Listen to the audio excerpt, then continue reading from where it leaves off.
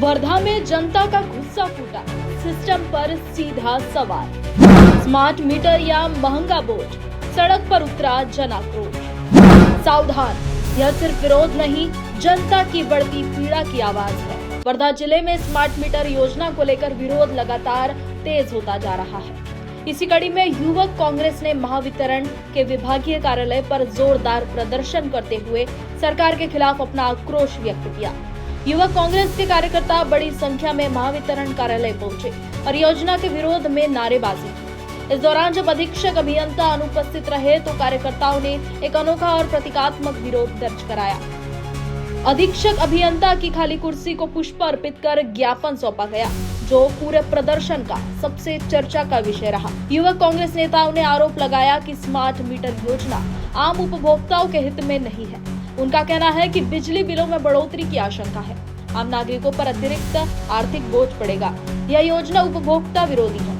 इसी कारण उन्होंने मांग की है कि स्मार्ट मीटर योजना को तत्काल प्रभाव से रद्द किया जाए।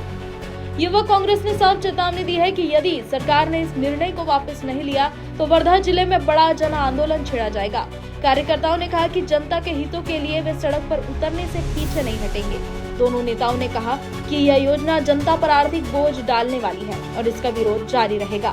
स्मार्ट मीटर केवल एक तकनीकी बदलाव है या आम जनता पर बढ़ता आर्थिक दबाव।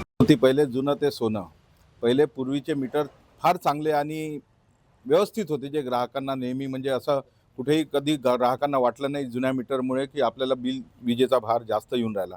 परंतु आजकाल हे स्मार्ट मीटर एवढे फास्ट फिरणारे आलेले आहे की त्याच्यामुळे ग्राहकांवर अधिकचा वीजभार पडून राहिलेला आहे।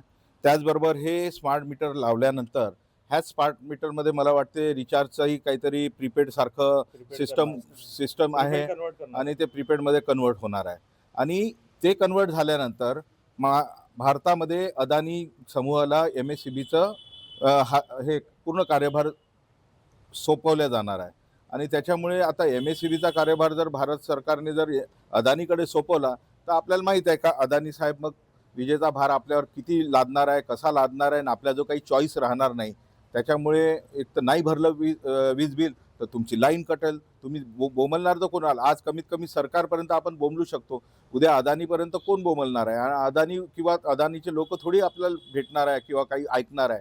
ते तर म्हणून आम्ही सरकारला एवढा पैसा दिलेला, आता वीज महामंडळ आम्ही आमच्या ताब्यात घेतलेला आहे, आम्हाला आमचा पैसा वसूल करायचा आहे, त्याच्यावर नफा कमवायचा आहे। तर ह्या सर्व गोष्टी उद्या भविष्यात होणार आहे, हे निश्चितपणे आहे। ज्याप्रमाणे आपल्याला आज अंबानीचं जे सिम कार्ड आहे ते घेतलं, जिओचं सिम कार्ड घेतल्याशिवाय पर्याय नाही, कारण कॉम्पिटिशनच नाही ठेवली आहे आपल्या ह्या देशामध्ये। पहिले लोकांना कॉम्पिटिशनमध्ये एअरटेल होतं, त्याच्यानंतर आयडिया होतं, अजून भरपूर कंपन्या होत्या।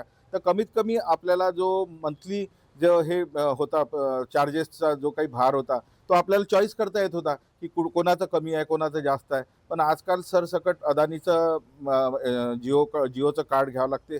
दुसरे जे कार्ड आहे त्या कार्डमध्ये नेटवर्क प्रॉपरली भेटत नाही, कदाचित हे अदानीचं जे नेटवर्क आहे ते त्याला सप्रेस करत असलं पाहिजे असं मला वाटतं। त्याच्यामुळे आता ह्या देशामध्ये जो विकल्प म्हणजे जो पर्याय राहायला पाहिजे होता, जे कॉम्पिटिशनमध्ये राहायला पाहिजे होता, त्या गोष्टी संपत आहे आणि एकाधिकारशाही ह्या देशामध्ये निर्माण होऊन राहिलेली आहे आणि ह्या एकाधिकारशाहीमध्ये आपण सर्व लोक गुलामगिरीत जाणार आहोत। काय मागणी आहे? काही नाही, आम्हाला हे स्मार्ट मीटर नको आणि हे MSEBीच्याच हातात, सरकारच्याच हातात राहिली पाहिजे। त्याच्यामुळे आमची ही जी मागणी आहे गोरगरिबाच्या हिताची नाही। स्मार्ट मीटर जे काही आहे हे गोरगरिबाच्या हिताचं नाही आहे।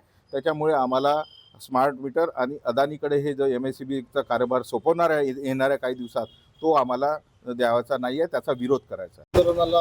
आज युवक काँग्रेसतर्फे जे महाराष्ट्र विद्युत महामंडळाने जो मागील काही दिवसामध्ये मेसेज दिला आहे की स्मार्ट मीटर हे सक्तीचं करत आहे, हे सक्तीचा मेसेजमुळे नागरिकांमध्ये मोठा संभ्रम तयार झाला आणि हळूहळू यांनी जे जुनं मीटर काढून स्मार्ट मीटर लावण्याची यांनी छुपा प्रयत्न चालू आहे आणि आज स्मार्ट मीटर लावणे आणि तेच मीटर पुढे प्रीपेड करणे हा यांचा भाजप सरकारचा ट्रॅप आहे आणि हळूहळू एकदा 100% इन्स्टॉलेशन झालं की ते अदानीसारख्या मोठ्या समूहाला ते हँडओव्हर करायचं आणि नागरिकांकडून पैसे कमवायचे, हा एकमेव यांचा व्यवसाय आहे।